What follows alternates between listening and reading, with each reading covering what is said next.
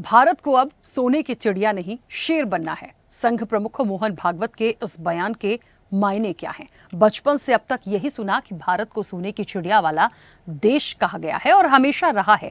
आज भी कोई पूछे कि सोने की चिड़िया वाला देश कौन सा है तो नाम भारत का आता है। लेकिन बदलते वक्त के साथ इसके शेर बनने की कल्पना अब की जा रही है, जो एक सवाल भी खड़ा करती है कि क्या आज भी हम ताकत में कमजोर हैं? दुनिया सत्य नहीं शक्ति को समझती है। भारत को शक्ति संपन्न बनाना होगा। सबके हित में अपना हित भारतीय शिक्षा है। शिक्षा ऐसी होनी चाहिए जो किसी व्यक्ति को कहीं भी अपने दम पर जीवित रहने में मदद करे। भागवत के ये विचार क्या कोई बड़ा संदेश दे रहे हैं? वो जब भी कुछ कहते हैं उसके पीछे एक बड़ा संदेश होता है। अब इस बयान के पीछे का असल में संदेश क्या है, क्या मायने हैं, विस्तार से करेंगे चर्चा। उससे पहले देखिए ये रिपोर्ट।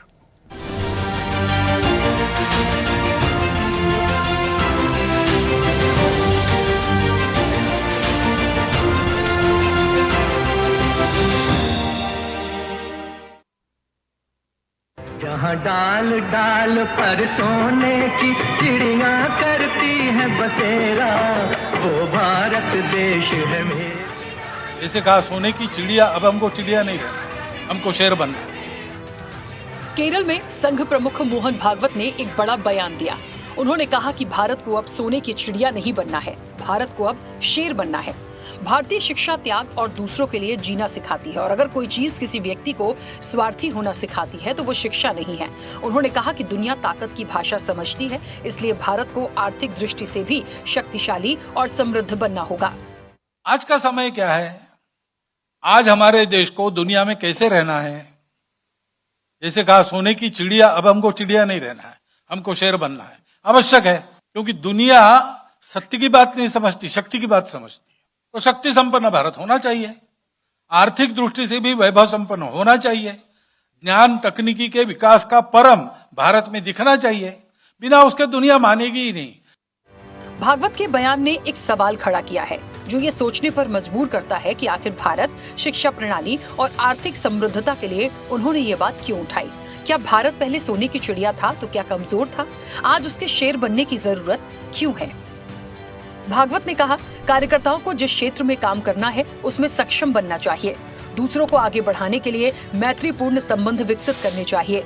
देश की शिक्षा प्रणाली औपनिवेशिक विचारों के दीर्घकालिक प्रभाव में विकसित हुई है। एक विकसित राष्ट्र के लिए भारतीय दर्शन पर आधारित एक वैकल्पिक शिक्षा प्रणाली तैयार करना जरूरी है। भारत को शक्तिशाली और आर्थिक रूप से मजबूत बनने पर ध्यान केंद्रित करना चाहिए। भागवत ने कहा, मनुष्य के पास भगवान या राक्षस बनने का विकल्प है।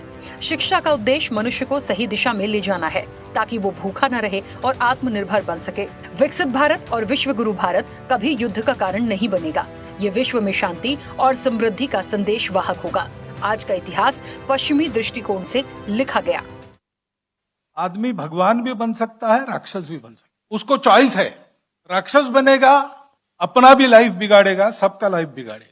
मनुष्य को शिक्षा की आवश्यकता इसके लिए होती है और इसलिए शिक्षा में ये बात सही है, शिक्षित व्यक्ति भूखा नहीं रहना चाहिए, क्योंकि नर का नारायण भी बनना है तो साधन तो वही है, शरीर मन बुद्धि। तो शिक्षा का one small intention behind getting education is this. Kochi में एक राष्ट्रीय शिक्षा सम्मेलन में मोहन भागवत ने भारत को शक्तिशाली और आर्थिक रूप से मजबूत करने की बात पर जोर दिया। उन्होंने कहा कि दुनिया सिर्फ आदर्शों का नहीं बल्कि ताकत का भी सम्मान करती है। भागवत का संदेश सिर्फ संदेश नहीं है बल्कि जिम्मेदारों के लिए एक नसीहत भी है, जो ये बताती है कि आने वाले समय में हमें कितनी और बदलाव की जरूरत है और हमें किस दिशा में आगे बढ़ना है। चैनल हेड आरपी श्रीवास्तव के साथ एग्जीक्यूटिव एडिटर राखी वर्मा की रिपोर्ट।